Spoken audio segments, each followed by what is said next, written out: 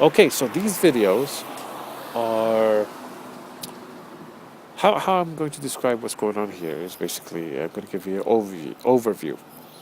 Um, I will show on the outskirts of the issue that contributes to the problem. I discuss those things because they contribute and you need to be aware of them.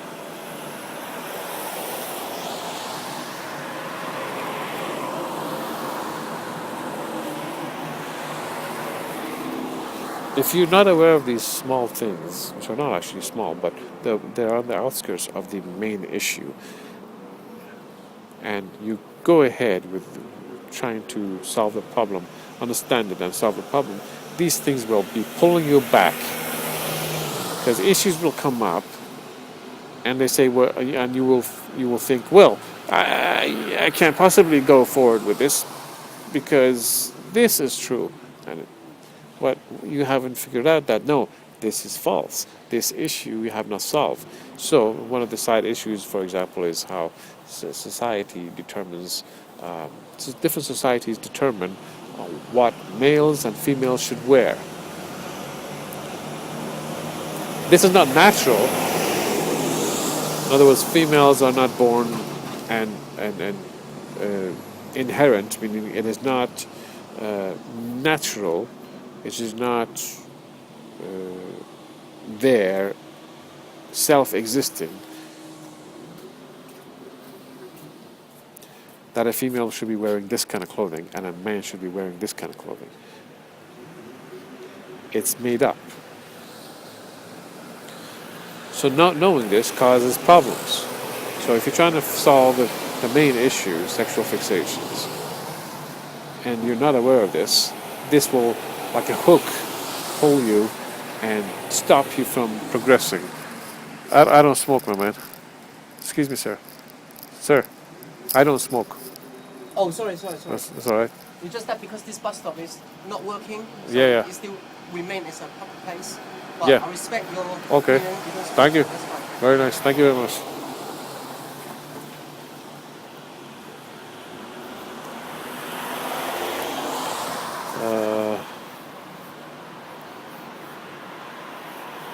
So what was I saying? Okay, so I hope oh yeah. So so the side issue, yes. So there's many side issues that contribute to the main issue, and they are hooks into your concept of reality, and you need to be aware of these hooks, how they are actually false, and break them apart, allowing you to go on to the solving the main issue, sexual fixations, which is sexual fixations. Okay.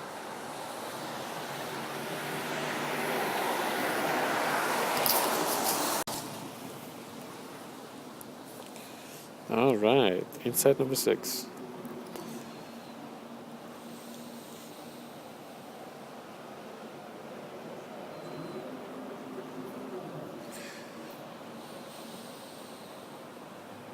In regards to sex, some manipulators who want to profit present sex in an enticing, enjoyable way, speaking of it gloriously, and the general public start to believe that sexual interaction with others are to be practiced in the manner which the manipulators display. People start to believe the misleading pseudo-reality that the manipulators portray about sex.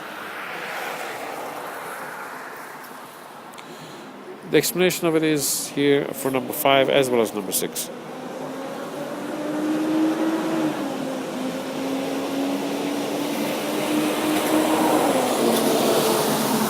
Sometimes a person presents a lifestyle or a behavior, they're involved in an action, and they present their viewpoint, they engage in the activity as if it's absolutely true. Thus resembling, giving you the resemblance that this is valid, this is true to do, this is the way to do it, is this way. They present it in this manner, sometimes In order for you to believe it is real.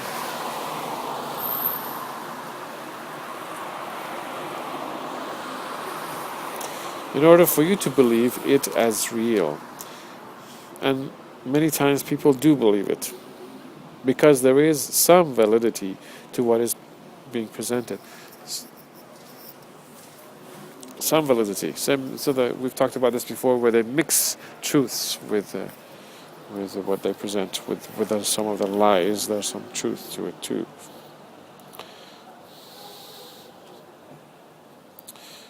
In fact, they flaunt their pseudo-reality, which is a fake reality, a made-up reality.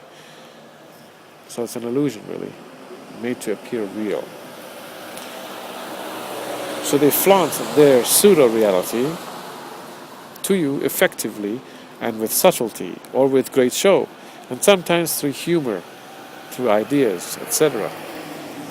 So they're mixing different things, like humor, along with whatever they're doing. So you're getting a double impact on your mind, and you may be more accepting of this, because your mind experiences the thing as a whole, the experience as a whole.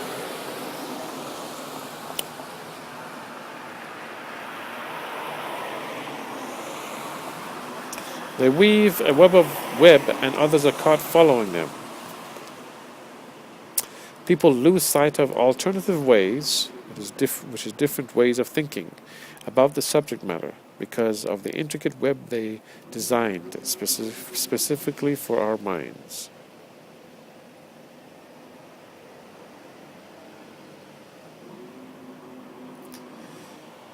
The reality that they might choose to project could be about who they are, what characteristics and mannerisms they have.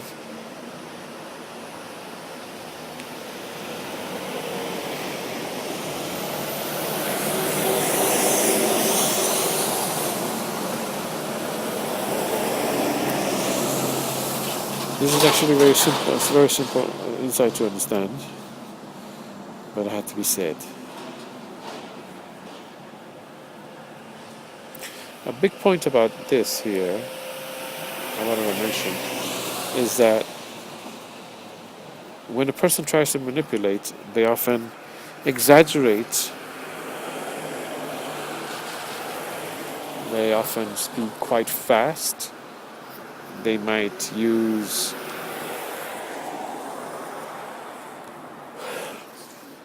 a method of having you take them seriously, thus impacting you by that method.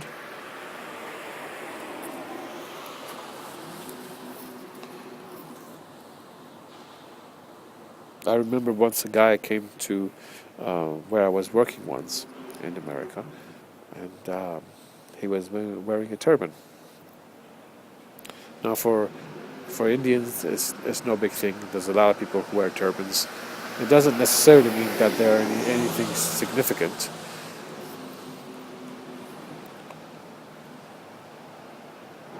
He might have thought that I thought, oh, he's significant because he's wearing a turban.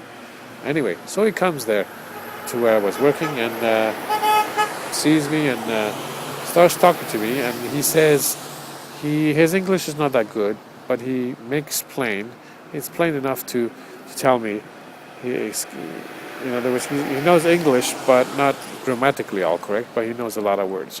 So he says to me in so many words that he is well known in India, and that he's a great a miracle worker,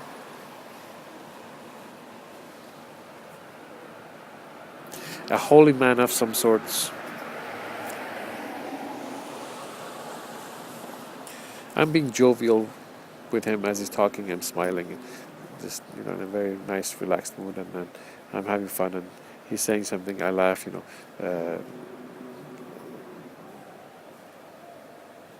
Anyway, so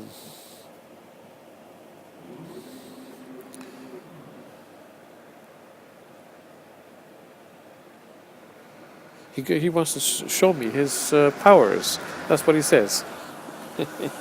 So, so I'm like, what? Okay, he wants to show me some powers. Then, you know, I'm still in a jovial mood, so I'm relaxed. You know, I'm smiling politely, this and that. And he says for me not to smile, not to joke around or anything, not to smile, not to be lighthearted, in other words.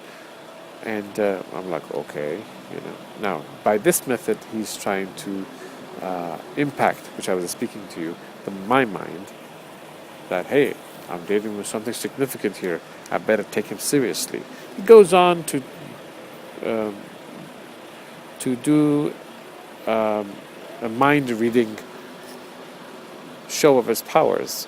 Now, I've done magic as far as, like, you know, magicians learning tricks, because I like it very much, and I'm actually a magician as well. I practiced for many years using card tricks and coin tricks, as well as a bit of mentalism.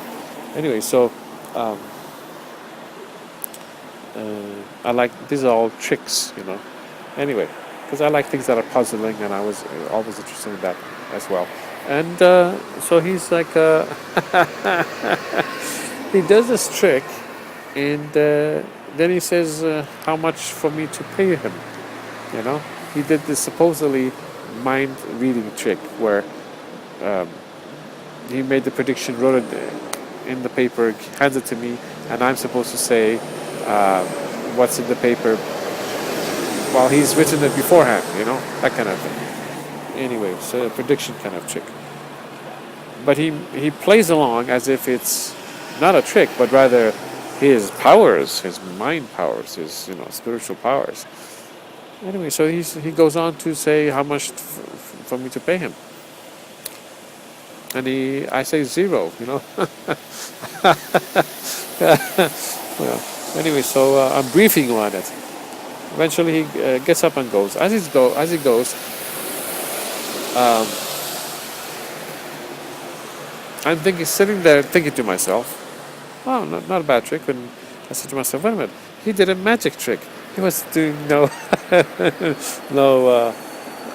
spiritual nothing. He was trying to fool me. He was doing a magic trick, which actually I know how that's done, but I'm just showing you. I was telling you about this because I want you to know that what method he used. First, when he impacted the mind by trying to say, don't laugh or smile, because this is a serious matter. I'm going to be really performing a serious mind reading on you, using my spiritual powers. I will predict your future. He actually said future, you know.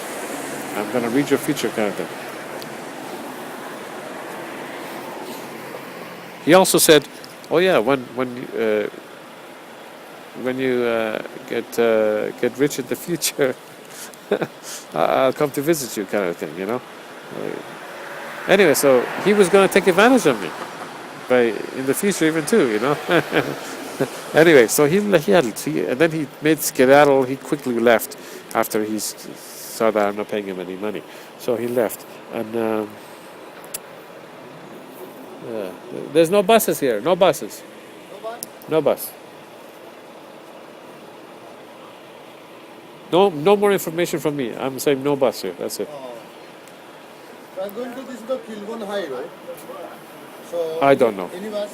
I don't know. You want to take the 98? 98. No. Do you want to take the 98? 98. I don't know what bus you're going to take. Do you know what bus you're going to take? I don't know, man. Okay. No buses here. So if you want, there's other buses over there.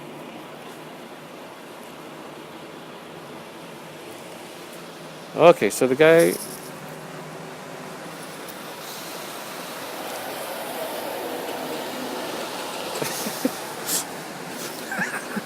Talk about a realism. Okay, so he quickly goes after he sees that he's getting no money from me, right? So I sat and thought about it. I go, wow, this guy not only did a regular magic trick, pretending that he's a spiritual guy, but also he was gonna milk me for money in the future. Wow. I went after him. I said, this idiot guy coming here pretending, putting on a show. My God. I went up to him and said, what the heck are you doing? If I see you around here pretending to be a spiritual guy, you know. I said to him, if I ever see you around here, I'm going to call the cops. I better not see you. My God, what a, Anyway, so, oh yeah, so when somebody wants to trick you, often they use speed because it disallows you to think. They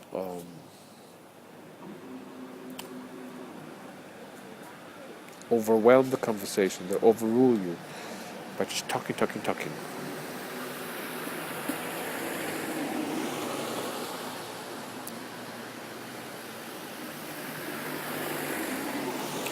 And whatever they do, they might do fast.